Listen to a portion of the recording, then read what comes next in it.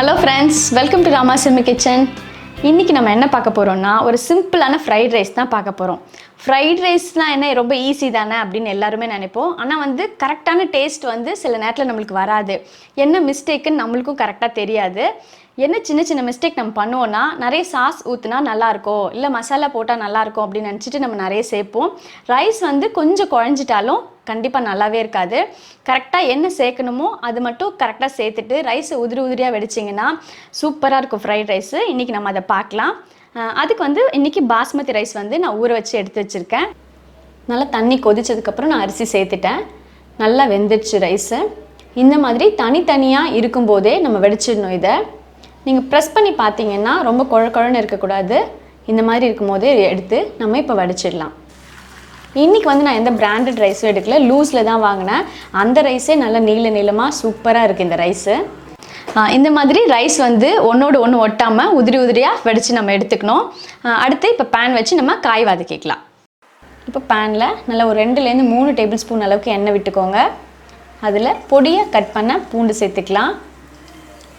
Spring onion கொஞ்சம் சேர்த்துக்கலாம். இது நல்ல ஃப்ளேவரா இருக்கும்.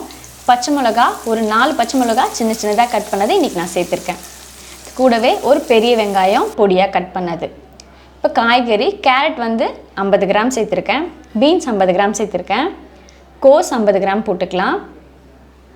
கேப்சிகம் 1 கட் பண்ணதை இன்னைக்கு ஃபுல்லா சேர்த்திருக்கேன். இது கூடவே கொஞ்சம் ஸ்ப்ரிங் ஆனியன் சேர்த்துக்கலாம்.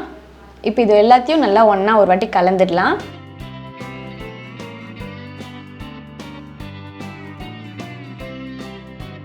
இப்போ காயோட கலர் மாறாம இருக்கிறதுக்கு நம்ம ஒரு ஸ்பூன் சுகர் சேர்த்துக்க போறோம்.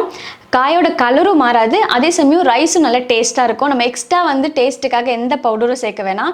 நீங்க சுகர் மட்டும் இந்த காய் கூட சேர்த்துக்கோங்க. இப்போ ஒரு ஸ்பூன் சுகர் சேர்த்துக்கலாம்.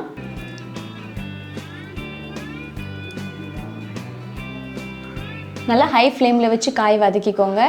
ஒரு டேபிள் ஸ்பூன் சோயா சாஸ் சேர்த்துக்கலாம். இப்போ தேவையான அளவுக்கு உப்பு சேர்த்துக்கலாம். ஒரு டீஸ்பூன் மிளகுத்தூள் சேர்த்துக்கலாம். நீங்கள் காரத்துக்கு தகுந்த மாதிரி சேர்த்துக்கோங்க. எப்பவுமே இந்த காய் எல்லாமே ஹை ஃப்ளேமில் வச்சு வதக்குங்க. அப்போ தான் தண்ணி விடாமல் இருக்கும் உங்களுக்கு, இல்லைன்னா காயிலேருந்து தண்ணி வர ஆரம்பிச்சிடும்.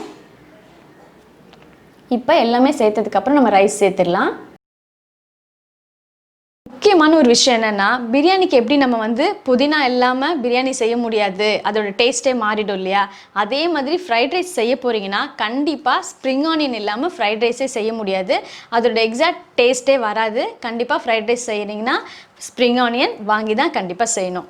இப்போ கட் பண்ண ஸ்ப்ரிங் ஆனியன் இதில் சேர்த்துட்டு நல்லா எல்லாத்தையும் ரைஸ் உடையாத மாதிரி கலந்து விட்டுக்கலாம். கலந்துட்டு உப்பு, காரம், கொஞ்சம் அந்த சோயா சாஸ் சேர்த்த புளிப்பு எல்லாமே கரெக்டாக இருக்கான்னு பார்த்துக்கோங்க. இந்த ஸ்டேஜில் வேணும்னா கொஞ்சமாக சேர்த்துக்கலாம்.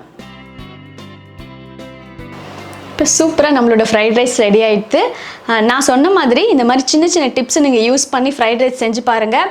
உங்கள் வீட்டில் எல்லாருமே கண்டிப்பாக பாராட்டுவாங்க. இதே மெத்தடில் ஃப்ரைட் ரைஸ் செஞ்சு பார்த்துட்டு எப்படி இருக்குன்னு நீங்கள் சொல்லுங்கள். அடுத்த ஒரு சூப்பரான டிஷ்ஷில் நான் உங்களை சந்திக்கிறேன். பாய்.